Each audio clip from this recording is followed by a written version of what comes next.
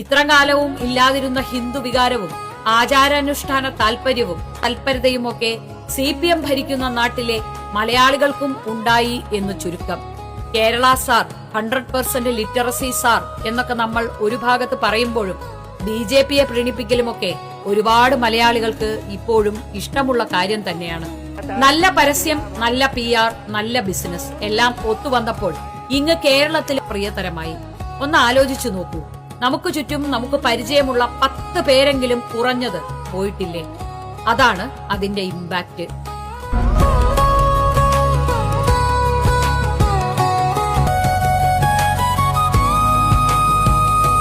എന്താണ് ഇത്തവണത്തെ പ്രാർത്ഥന? എന്താ ദേവിയോട് പ്രാർത്ഥന? എല്ലാവർക്കും നല്ലത് വരുത്തണേന്ന് മാത്രം. പ്രിയപ്പെട്ട പ്രേക്ഷകരെ, ഇത്തവണ നമ്മുടെ ഏഷ്യാനെറ്റിലെ കുടുംബാംഗങ്ങൾ അവരുടെ ഫാമിലി ഒക്കെ പൊങ്കാല ഇടുന്നുണ്ട്.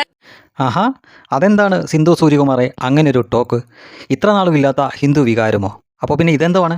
എത്രയോ പതിറ്റാണ്ടുകളായി ആറ്റുകാലിൽ ഈ പൊങ്കാല എന്ന് പറയുന്ന ഹൈന്ദവ അനുഷ്ഠാന ആചാരങ്ങൾ നടന്നുകൊണ്ടേയിരിക്കുന്നു. ഇത് ഹിന്ദു വികാരമല്ലേ?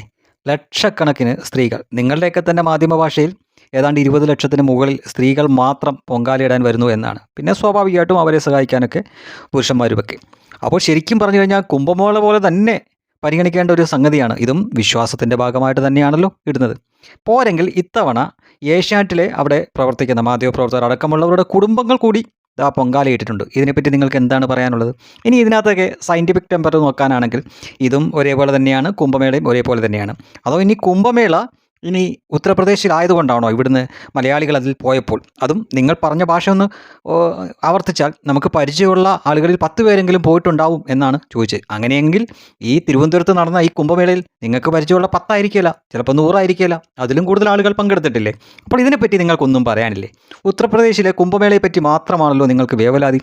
അങ്ങോട്ടേക്ക് പോയതും അതും ഈ കേരളത്തിലെ 100% ലിറ്ററസി ഉള്ള കേരളത്തിലെ പ്രബുദ്ധർ പോയതാണല്ലോ നിങ്ങളുടെ പ്രശ്നം. പ്രബുദ്ധർ അങ്ങോട്ട് പോണില്ല, ഇവിടെ തന്നെ നടത്തി, അതും ലക്ഷക്കണക്കിന്. എത്രയോ വർഷമായിട്ട് നിങ്ങളുടെ തന്നെ ചാനലൊക്കെ ഇത് മുഴുവൻ സമയവും കവറേജ് നൽകുകയാണ്. അപ്പോൾ ഇതിനെപ്പറ്റി ഒരു കമ്മിറ്റും എന്താ പറയാത്തത്? അതോ ഇവിടെ നിങ്ങൾ പ്രബുദ്ധതയ്ക്ക് അവധി കൊടുക്കുകയോ അതോ സാക്ഷരതയ്ക്ക് അവധി കൊടുക്കുമോ? എന്താണ് ഉത്തർപ്രദേശിൽ പോകുമ്പോൾ മാത്രം പ്രത്യേകത? ഉത്തർപ്രദേശിൽ പോകുമ്പോൾ മാത്രം സാക്ഷരത നഷ്ടപ്പെടുന്നതിൻ്റെ കാര്യം എന്താണ്? പ്രബുദ്ധത നഷ്ടപ്പെടുന്നതിൻ്റെ കാര്യം എന്താണ്? ഉത്തർപ്രദേശിൽ പോകുന്നത് അത്രയും ദൂരമുള്ള സ്ഥലത്തേക്ക് പോകുന്നതാണ് നിങ്ങളുടെ പ്രശ്നമെങ്കിൽ ഇവിടെ ഫ്ലൈറ്റ് പിടിച്ച് മെക്കയിൽ പോയി സാത്താനെ കല്ലെറിഞ്ഞിട്ട് തിരിച്ചു വരുന്നവരെ പറ്റി നിങ്ങൾക്കൊന്നും പറയാനില്ലല്ലോ. അപ്പോൾ ചാഞ്ഞു കിടക്കുന്ന മരമാണ് ഹിന്ദു എന്ന് നിങ്ങളടക്കമുള്ള സകല മാപ്രകൾക്കും അറിയാം. അതുകൊണ്ടാണല്ലേ ഓടിപ്പാഞ്ഞ് കയറുന്നത്. എന്തായാലും അധിക കാലമായിട്ടില്ല നിങ്ങൾ അന്ന് ആ പരാമർശം നടത്തി, അത് ജനങ്ങൾ മറന്നിട്ടില്ല. അപ്പോൾ നിങ്ങളുടെ തന്നെ ചാനലിലെ മറ്റൊരു മാധ്യമ പ്രവർത്തക ഏഷ്യാനെറ്റിൻ്റെ കുടുംബങ്ങൾ പൊങ്കാലയിട്ടതുകൂടി ജനങ്ങളിലേക്ക് എത്തിച്ചിരിക്കുകയാണ്. അപ്പോൾ കുംഭമേളയാണെങ്കിലും ശരി, പൊങ്കാലയാണെങ്കിലും ശരി, അതൊക്കെ ഹൈന്ദവരുടെയാണ്, വിശ്വാസമാണ്, ആചാരമാണ്, അനുഷ്ഠാനമാണ്. അല്ലാതെ കുംഭമേള ഹൈന്ദവ ആചാരവും ഈ ആറ്റുകാൽ പൊങ്കാല മതേതര പൊങ്കാലയൊന്നുമല്ല. അത് ഹിന്ദുവിനെ സംബന്ധിച്ചിടത്തോളം അവൻ്റെ വിശ്വാസമാണ്, അവൻ്റെ വികാരമാണ്, അവൻ്റെ അനുഷ്ഠാനമാണ്. അല്ലെ, ഇവിടെ അവൻ എന്നല്ല പറയേണ്ടത്, അവൾ എന്നാണ് പറയേണ്ടത്. കാരണം ഇത് സ്ത്രീകളാണ് ഇവിടെ ഏറ്റവും കൂടുതൽ പൊങ്കാലയിടുന്നത്. അപ്പോൾ പ്രശ്നം അതൊന്നുമായിരുന്നില്ല എന്ന് മനസ്സിലാക്കാൻ സാധിക്കും. ആരെയോ പ്രീതിപ്പെടുത്താൻ വേണ്ടിയിട്ട്, പ്രീണിപ്പിക്കാൻ വേണ്ടിയിട്ടായിരുന്നു അന്ന് കുംഭമേളയെ പറ്റി നിങ്ങൾ ആ ഒരു പരാമർശം നടത്തിയത്. ഹൈന്ദവ വികാരത്തെ ഉണർത്താൻ വേണ്ടിയിട്ട് അങ്ങ് ഉത്തർപ്രദേശിലെ കുംഭമേളയ്ക്ക് പോയി എന്ന് നിങ്ങൾ പറഞ്ഞു വെക്കാൻ ശ്രമിച്ചത്. അപ്പോൾ ഈ വർഷാവർഷം എല്ലാ വർഷവും ഇത്രയും പതിറ്റാണ്ടുകളായിട്ട് ആറ്റുകാലിൽ തന്നെ ലക്ഷക്കണക്കിന് സ്ത്രീകൾ സമ്മേളിക്കുന്ന ഈ ചടങ്ങ് എന്ത് ചടങ്ങാണ്? ഹിന്ദുവിൻ്റെ ചടങ്ങ് തന്നെയാണ്.